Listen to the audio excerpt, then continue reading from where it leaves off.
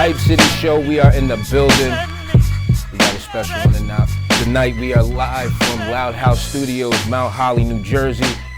Before we get started, I need everybody to go follow us, HypeCityShow.com. Check us out on 99 to 7, The Heat, Miami, every day, 5 p.m. to 7 p.m. Saturday, 11 a.m. to 3 p.m. with my boy, the 610 Problem. In the building, I got the man of the hour, dope manager, digital marketer. He does a little bit of everything.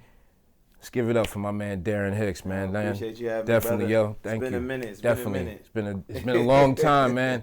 How you been though? I've been good, bro. Just keep my head down working, man. Okay. Enjoying life for real. Okay.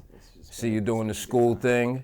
Yeah. I was I'm actually coaching at Winslow Township High School right now. I'm doing girls basketball, varsity girls basketball. Okay, look at you out there. Yeah, we made the playoffs this year. Getting your coach on. Yeah. Okay. It's definitely a family business. My sister's also one of the coaches as well, and as well as one of her friends. Shout out Nina Hicks and Jordan Wallace. What got you into coaching?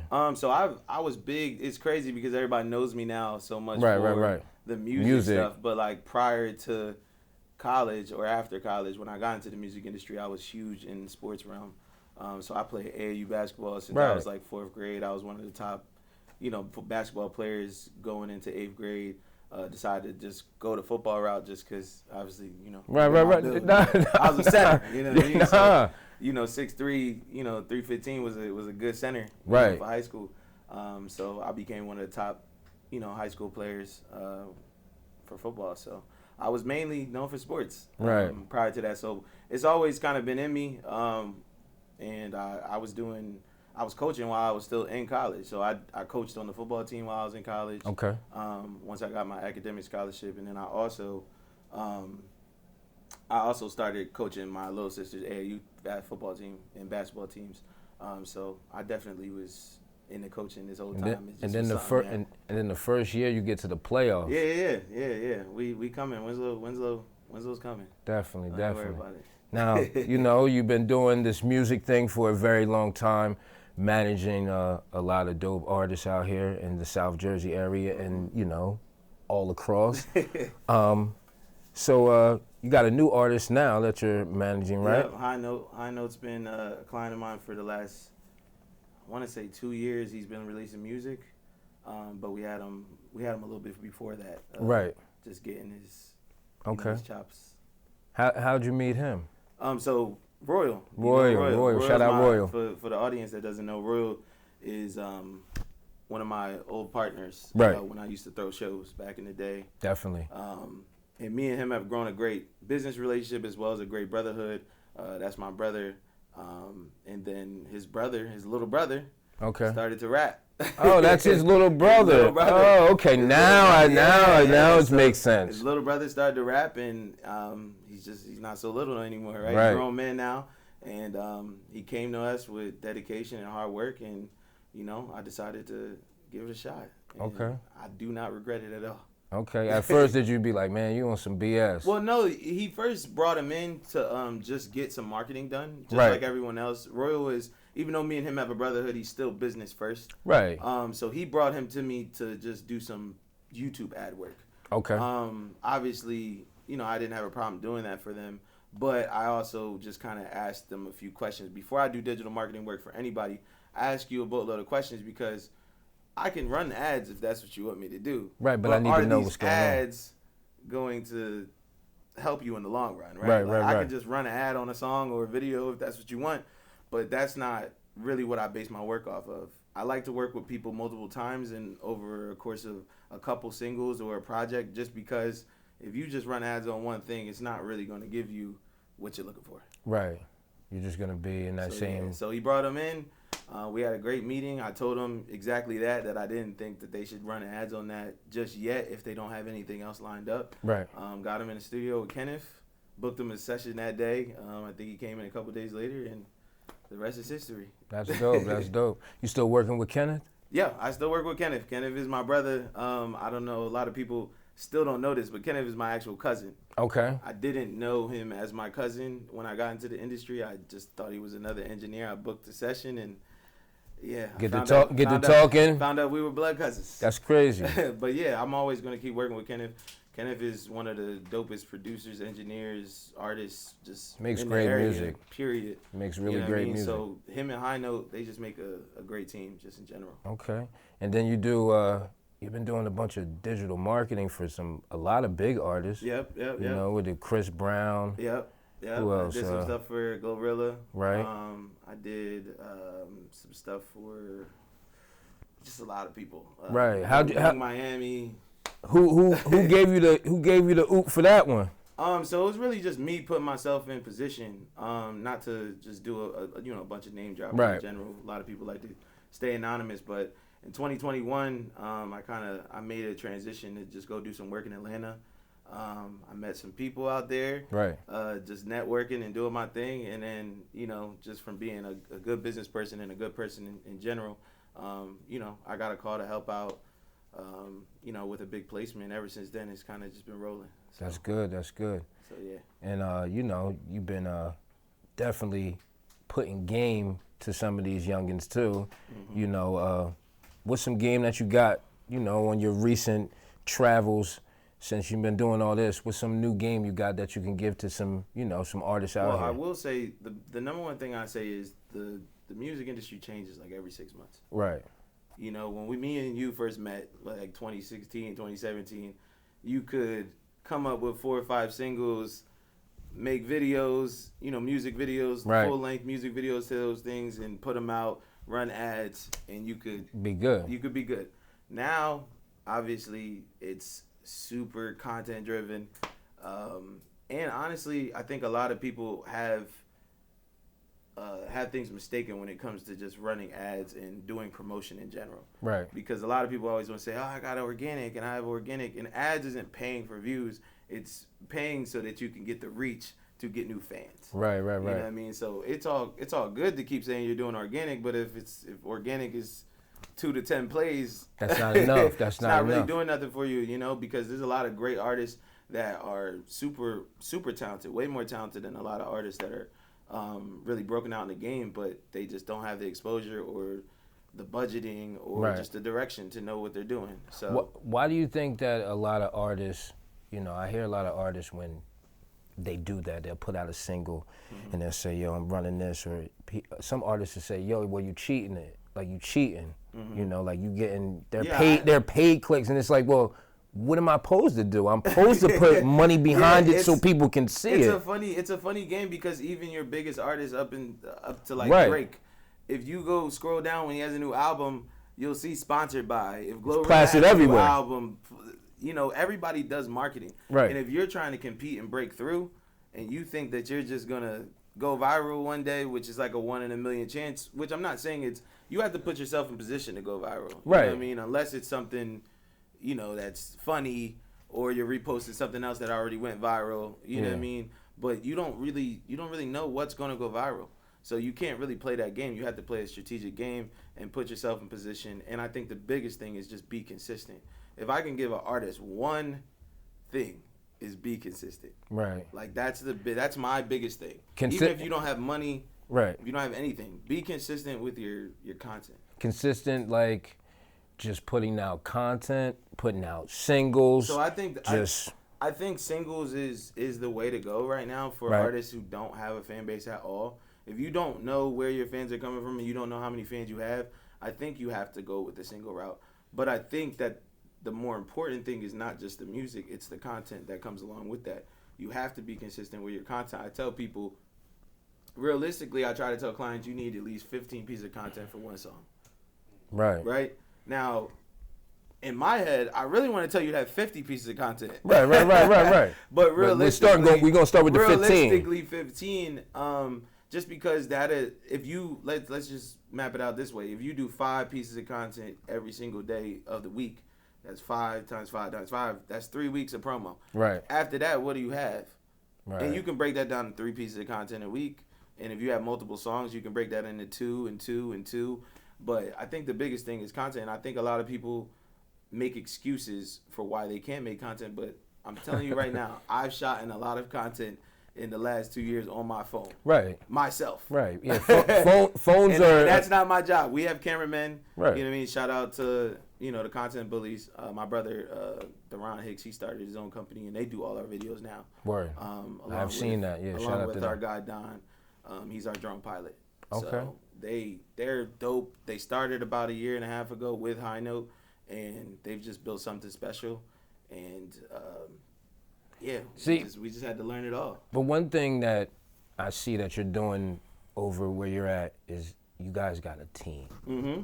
And a lot of these guys that come through the door, and it's just, they do have a team. They got a team of dudes with them. But nobody's doing nothing. Yeah, but I also feel like things like that need to be organic, right? Because when I first met you, it was just me at first. Right. When I first started, it was just me. I was looking for like-minded people to kind of get in business with me. Remember, we used to have those meetings and stuff like that, which I still want to do, by the way. Yeah. But you have to find people who are like-minded, but also not press it. Because at the end of the day, the job that we do it takes more than just dedication. You know what I mean? It takes an obsession. Right. You know what I mean? And a lot of people don't have that obsession with music business specifically. Everybody likes to be in the studio. Everybody likes to... I don't know the other side. You know what I mean? To be there when it's time for the listening parties and the parties in the club.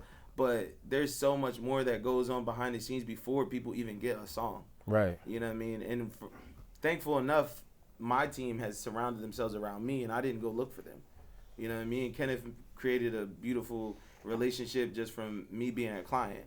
And then Royal, he was not a competitor, but he was someone who did the same thing that I did. Right. And we just saw that we could be bigger together. Right. And then with my brother, I mean, obviously we're related, but I never asked him to pick up a camera. He just said, he I'm going to do saw this. a need, and he decided that was where he could best fit himself. He bought a camera. Right. Him and his boy bought a drone, and they've been going crazy ever since. I never asked them to do that. So I'm just grateful to have people around me that see a need and fill the need without me having to say something, right? Because I was getting the job done by myself, but it's so much better when you have other people. Hell yeah, because it relieves all the stress and all these other ideas, so you can just focus on what you're good at, and they can do what they're good at. But it's crazy that you said that. And you have to let people learn too, right? And you have to be able to teach them and be patient too, because a lot of people want things the way they are, but when somebody first starts something, they're not going to be as great as you want them to be. No. That's why we could pick up the slack in the times where they didn't know what they were doing, because I've been doing it for so long. Right. I may have to step into shooting one day, or I may have to just be there to oversee it. But now they're good to go. They kind of know what they're doing, and it's just a blessing. And it's crazy that you said that your brother just picked up a camera because he's seen the picked need, up a camera. and that's what more people on teams. We never had a conversation. Yeah, he's like, yo, I'm gonna just buy a camera. He was just like, yo, bro, I'm gonna buy a camera. I'm like, for what? Right. He's like, no, I think I could do this. You know what I mean? He was working with he tried to jump into management at first. Right. And was managing a videographer. And he just noticed how the videographers, right. how they operate. He's like, I can do that. Yeah. You know what I mean? And if you be around it enough, you learn how to do it. Yeah, and he saw how much business they were getting. I also tell people a lot of times, if you want to make money, don't be the manager. Right. Yeah. The manager is not. You're not making money when artists first start. Right. But everything else makes money. Your producers make money. Your engineers make money. If you do videography, everybody makes money. Everybody but the manager got to wait on his. The manager got to wait for his money. So there are so many other opportunities out there that people, besides just being a rapper or being an entertainer, there are so many other places that need to be filled. Definitely. And obviously, I play a bunch of different roles, but Kenneth also plays a bunch of different roles. He plays producer, engineer, sometimes director. You know what I mean? And we all just play our different roles. Royal's also a stylist, so we have a stylist on our team now. Yeah. So it's just great to have a bunch of people that don't mind playing a role, but then also going beyond that role as well. Right. Now, whatever happened with the shows, man? So you gotta bring back the shows. So we can talk. You're the South Jersey king of shows, man. It's so funny because there's a whole era of people that know me specifically for shows, and then there's a whole era of people that don't know me for doing shows at all. Which is great because that means that I've made an impact on both ends, right? Right. The shows were great. We love doing the shows, and I've never actually talked about this in any type of conversation on camera. But we were doing the shows. I don't know if you remember, we did Keeping It Jersey. Right, I remember that was like the epitome of of us doing a crazy big independent show. What was that in Washington Township? Over 600 people. It was sold out 3 weeks before the event. I remember the police was all tripping. I remember it was a bunch of stuff with it. It was insane, man, and it was such a great turnout and a great event. You know, we just thought we would build off of that, and we had a couple other events because we also used to do. What was the venue? Volume Cafe. Yeah. We used to do that with smaller events, but we would still have 200 plus in there. Pack that joint out. It might be a 60-person venue. Every week that thing jumping. You know what I mean? So it was great, and I really enjoyed it. It did come with a lot of hate. So I'm going to touch on a couple different points. It came with a lot of hate on the internet. You know how we didn't really charge people to perform. Right. We charged everyone to get in. Right. So whether you're performing or you're just coming to watch, you gotta pay that back. $10. It was $10. Yeah, it's light. It's light. Yeah. You tripping just over $10. At the end of the day, we have to pay DJs. We got to pay the venue. We got to pay videographers. We have videos every time we went there. So there's a lot of overhead. But we weren't necessarily trying to get rich off these events. They think you making millions, and you like, bro, I'm coming up out of my pocket for this. Exactly. So there was that's something that we as a group, meaning me as Royal. Mostly when we were doing those events, the hate was getting out of control. Right. Not that shied us away, because at the end of the day, we're still gonna be ourselves no matter what. But that was a big issue with artists having issues with us. Right. But then also we ran into police issues. We got so popular to a point where every event we did is on the police's radar now. Mm-hmm. And for some reason, if it says hip-hop music, it's over. And honestly, we never even put hip-hop on our flyers. You just put like open mic. Or if you see the pictures or they see the people, you know what I mean? If it's black people, they're just going to assume. Right. You're not going to assume it's hip-hop. Especially where it was at. Exactly. Especially where it was at. So they started to kind of get in our way a little bit. The owners of these establishments started to get fines.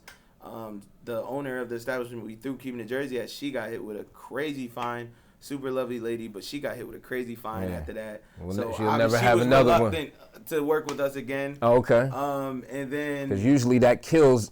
Once they got to pay some big fine, they're like, you know what, we ain't never doing this again. And then our other venue, Volume Cafe, which wasn't too far from there, the police shut that down too, and they basically started fining them for selling food and for having overcapacity. It just started to be a big thing, and I think there was a point in time where I really wanted to kind of like be the champion for like trying to fix that, and I tried to go to town halls and talk to these people and just really explain to them like, look, I've never had an incident at any of my events. Right, peaceful. I never had one incident. I've always had insurance.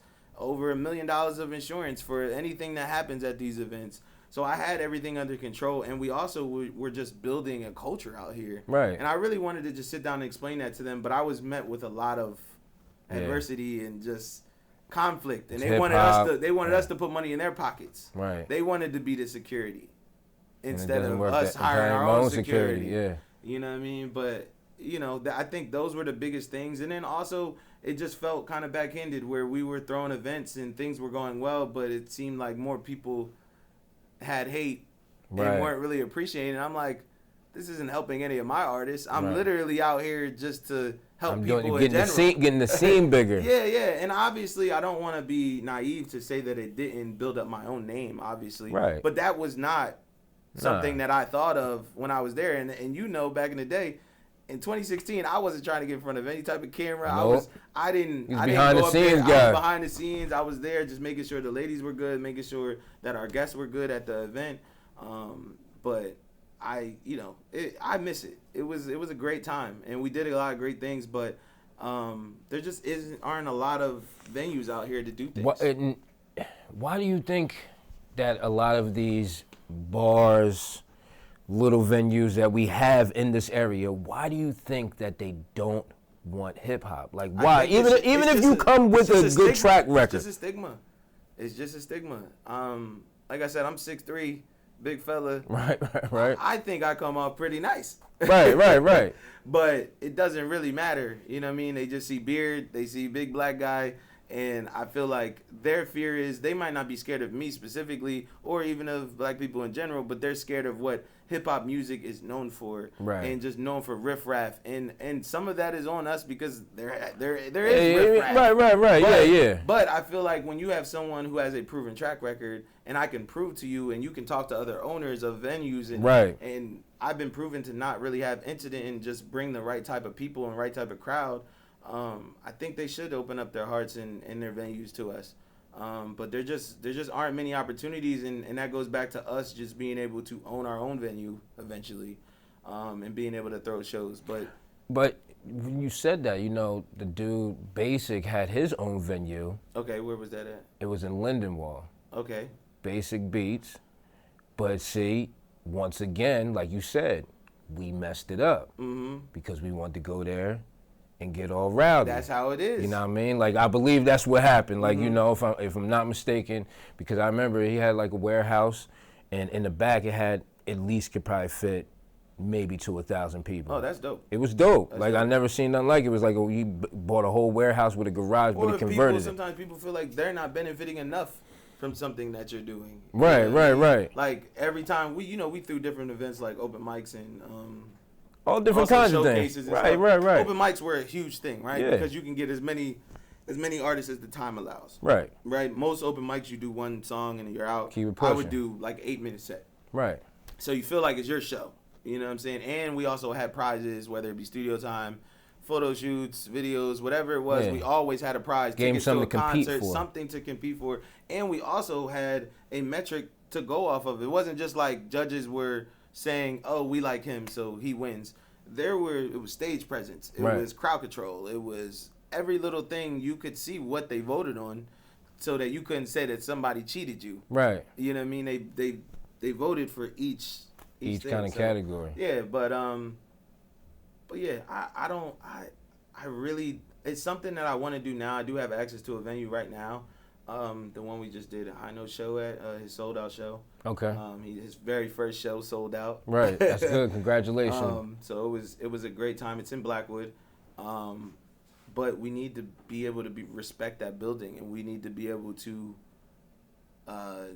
bring the right people in to do it, right? Like now I'm not as I'm more busy now than I was before, 10 years ago. Right. You know what I mean? So I can't necessarily run it directly. So I would love to work with some people who would want to help me run a situation like that. But, there's just a lot of things to take into consideration when you do those. But I still throw shows. They just aren't. They're just mostly connected to my clients now. Okay. It's not necessarily like, hey, I'm just gonna throw this open mic and everybody come through. You know what I mean? And I know people who are making a career off of those events. Like people were literally, that was their only thing. Every 2 weeks they come perform, and they created fan bases, and they created a Facebook family, and I still see people to this day that know each other and interact just from those shows. Yeah. So it was a beautiful thing. I'm very happy to be a part of that. And I'm definitely willing and open to collaborating with some people to do it in the future. Right. What other artists are you managing right now? So I manage Don B. Okay. She's a singer out of Burlington, New Jersey. She just recently moved away, but she comes back and forth, and I work with her. She's dope. She has some dope things coming up. Okay. So she's been working. So she's about to release a lot of content, a lot of music. In the next couple of months. So I'm very excited for that. Right. I also work with Rob Makes Music. Okay, I do a lot of he's consultant dope. work for him and stuff like that. So me and him are about to start getting in the mix of things. I also talk to Cell Block a lot. Right. I know you had him on the show. Yeah, Love that's my Cell man. Block.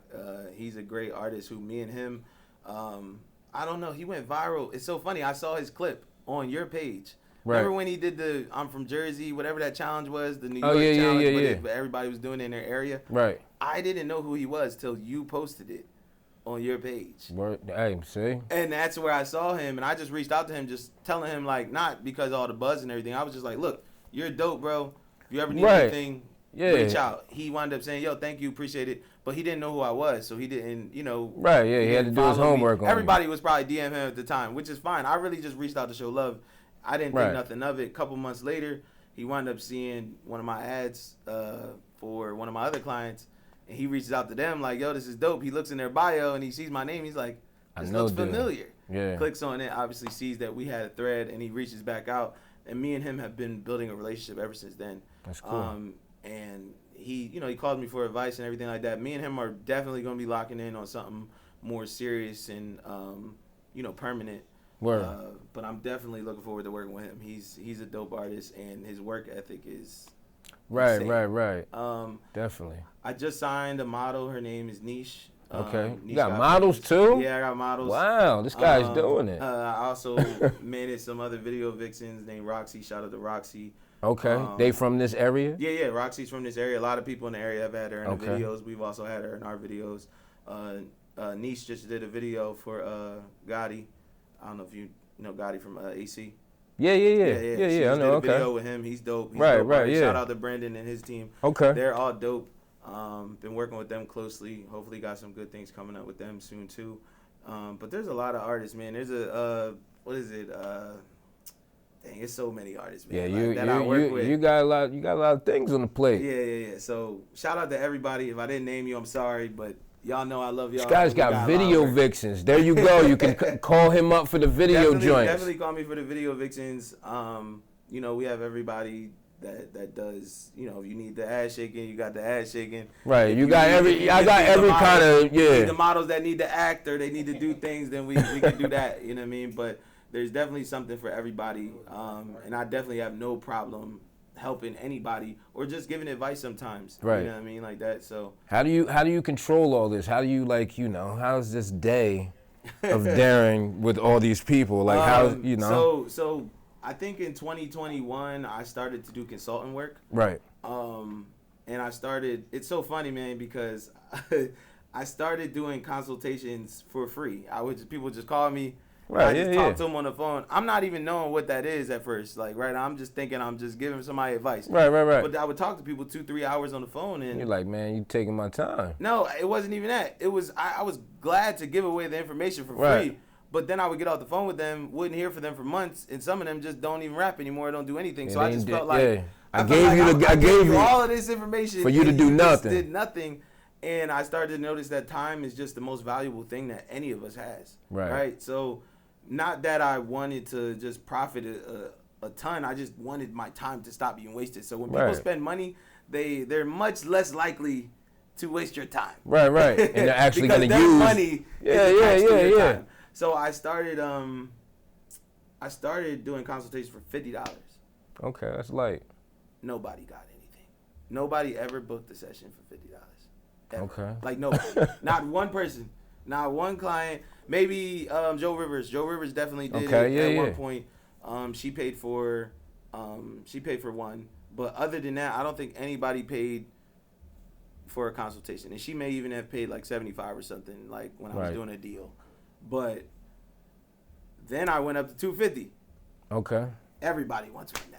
The $250. Then I went up to $500, and everybody wants one now too. So it's just That's good. Once you put up the price, it's this weird thing, right? You put up the price, and now everybody thinks it costs more. But I'm giving you the same information that I was charging $50 for. I guess when it was low, people were like, "Well, what's the catch?" It wasn't no catch. Now it's like it's $250. It's like, oh, he probably gonna throw this in there and throw that in there. And I definitely do deals for Jersey artists. I'm not trying to break your pockets, and the consultation isn't just you putting money in my pocket.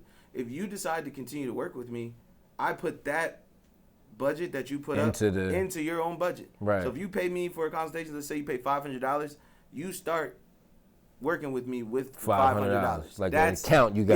Yes, that's how much you have towards what we gonna do. Exactly. Oh, that's dope. So it's not like I'm just taking people money, but if you decide you don't want to work with me and that's fine, then you could go about your business. It's fine. It's no problem. And I don't have a problem with people doubling back and coming for more information later. You know what I mean? But it's just a respect thing, right? Like it's just respecting people's time, respecting people's profession.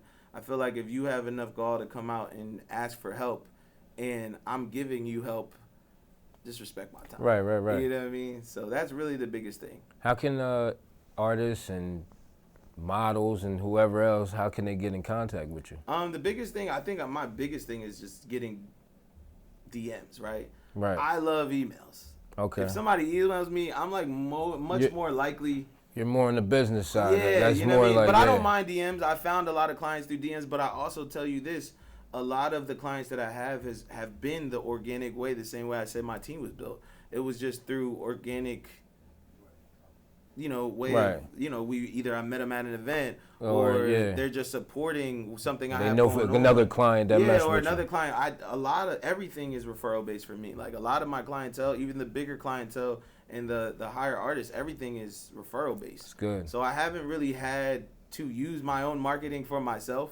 Right. I think it's something I definitely want to tap into and just give more game online and just talk more to the audience, just so people can get game that they don't have to pay for.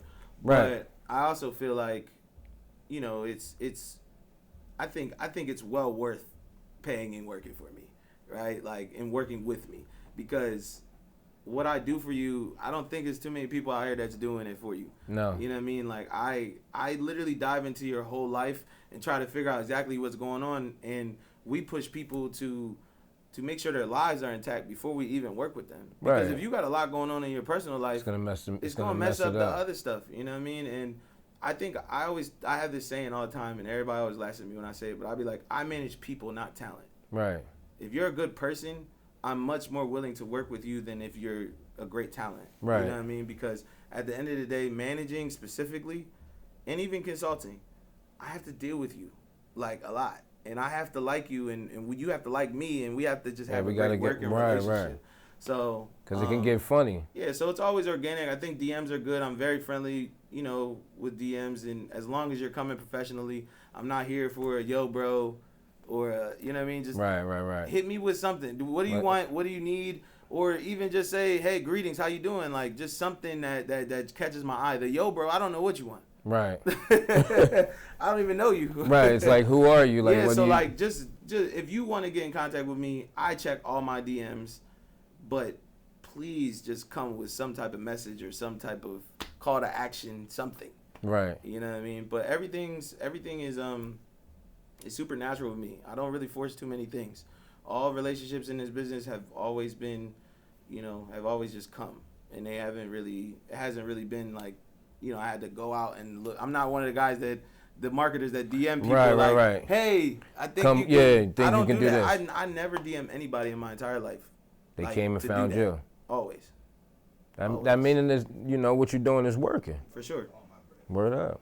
I mean, before we get out of here, let everybody know where they can follow you, and the emails and things like that, so they can get in contact. So you can follow me on every single social media site at Darren Hicks 2ND. So that's DARREN HICKS 2, the number 2 ND, on every single platform. You can also find me on Facebook at Darren Hicks. Right. And then my email is also Darren Hicks, but it's Darren Hicks Jr. JR at gmail.com. So I'm pretty easy to get in contact with. I'm outside. And yeah, I'm ready to work with whoever's ready to work. Real quick, what would you be doing if you didn't do this? If you wasn't doing none of this music stuff, marketing, what would Darren Hicks be doing right now? So I, a lot of people don't know, I graduated college in 2016. I graduated valedictorian at Cheney University. Congratulations to that, brother. I recently just went back to school and graduated from Columbia University. What do you got? A master's, right? Master's. Yeah. So I have 2 bachelors, one in one in English and then one in political science. Look at this guy, man, racking up them plaques. I also have a marketing degree from Columbia and was valedictorian of that class as well. Okay, let's go. So really, I would really just be in, just in the school realm. Like, I would probably be a professor. I would probably be a full-time student still. You know what I mean? I'm definitely thinking about going back and getting my my doctorate. My law degree and doctorate, so I'll probably do a JD and a PhD program together. Word. But obviously those things cost money. So I paid marketing out of pocket, but I'm definitely sure I'm getting some scholarships and stuff like that to start that soon. But I have a lot of things that I love to do. Obviously, we do the coaching, so I probably would be more into that. Yeah. I love sports.